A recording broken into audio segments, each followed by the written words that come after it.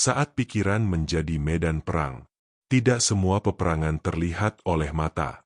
Ada peperangan yang terjadi di dalam pikiran manusia. Dari luar seseorang mungkin terlihat tenang, tetapi di dalam hatinya ada ketakutan, kekhawatiran, rasa bersalah, dan pikiran-pikiran yang terus menyerang tanpa henti. Ada orang yang setiap hari berjuang melawan pikiran negatif. Ada yang terus dihantui masa lalu. Ada yang merasa tidak berharga, takut akan masa depan, atau terus memikirkan kemungkinan-kemungkinan buruk yang belum tentu terjadi. Pikiran menjadi begitu penuh sampai hati kehilangan damai sejahtera. Iblis tahu bahwa ketika pikiran seseorang dikuasai ketakutan dan kebohongan, hidupnya akan menjadi lemah. Karena itu salah satu peperangan terbesar orang percaya seringkali terjadi di dalam pikiran. Namun Tuhan tidak membiarkan kita berjuang sendirian. Firman Tuhan memberi kekuatan dan kemenangan bagi setiap hati yang mau berharap kepadanya.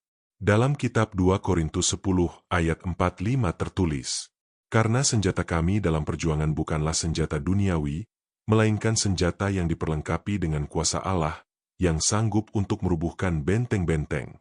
Kami mematahkan setiap siasat orang dan merubuhkan setiap kubu yang dibangun oleh keangkuhan manusia, untuk menentang pengenalan akan Allah. Kami menawan segala pikiran dan menaklukkannya kepada Kristus." Firman Tuhan mengajarkan bahwa kita harus membawa pikiran kita tunduk kepada Kristus. Tidak semua pikiran yang datang harus dipercaya. Ada pikiran yang berasal dari ketakutan, luka, dan kebohongan yang berusaha menjauhkan kita dari damai Tuhan. Kadang pikiran berkata, "Kamu tidak akan sanggup. Tuhan sudah meninggalkanmu. Tidak ada harapan lagi."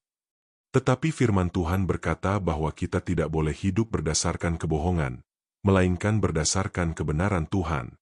Dalam kitab Yesaya 26 ayat 3 tertulis, "Yang hatinya teguh kau jagai dengan damai sejahtera, sebab kepadamulah ia percaya."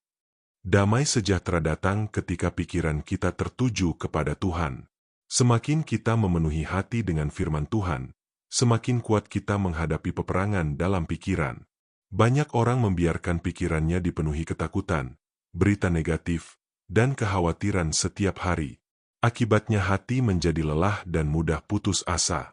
Karena itu kita perlu menjaga apa yang masuk ke dalam pikiran kita. Dalam kitab Filipi 4 ayat 8 tertulis, "Jadi akhirnya, saudara-saudara, semua yang benar, semua yang mulia, semua yang adil, semua yang suci, semua yang manis, semua yang sedap didengar, semua yang disebut kebajikan dan patut dipuji, pikirkanlah semuanya itu." Apa yang kita pikirkan sangat memengaruhi hidup kita. Jika pikiran dipenuhi ketakutan, hati akan kehilangan kekuatan. Tetapi jika pikiran dipenuhi firman Tuhan, iman akan bertumbuh. Saat pikiran menjadi medan perang, jangan berjuang dengan kekuatan sendiri.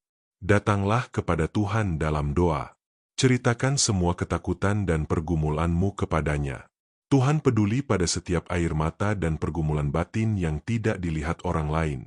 Yesus berkata dalam kitab Yohanes 14 ayat 27, "Damai sejahtera kutinggalkan bagimu.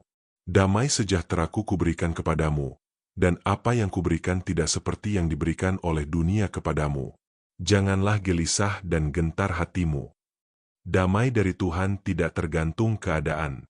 Bahkan di tengah pikiran yang kacau, Tuhan sanggup memberi ketenangan yang melampaui akal manusia. Hari ini, jika pikiranmu terasa lelah dan penuh pergumulan, jangan menyerah. Tuhan sanggup memulihkan hati dan pikiranmu. Isi hidupmu dengan firman Tuhan, dekatlah kepadanya, dan percayalah bahwa Tuhan lebih besar daripada semua ketakutan dalam pikiranmu. Mari berdoa.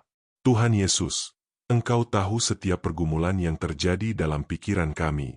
Saat hati kami dipenuhi ketakutan, kekhawatiran, dan pikiran negatif, tolong kami untuk tetap memandang kepadamu. Penuhi pikiran kami dengan firman dan damai sejahtera-Mu. Ajarlah kami menolak setiap kebohongan yang melemahkan iman kami dan percaya pada kebenaran M.U. Kuatkan hati kami supaya tetap tenang dan teguh bersama-Mu. Di dalam nama Tuhan Yesus kami berdoa. Amin. Tuhan memberkati.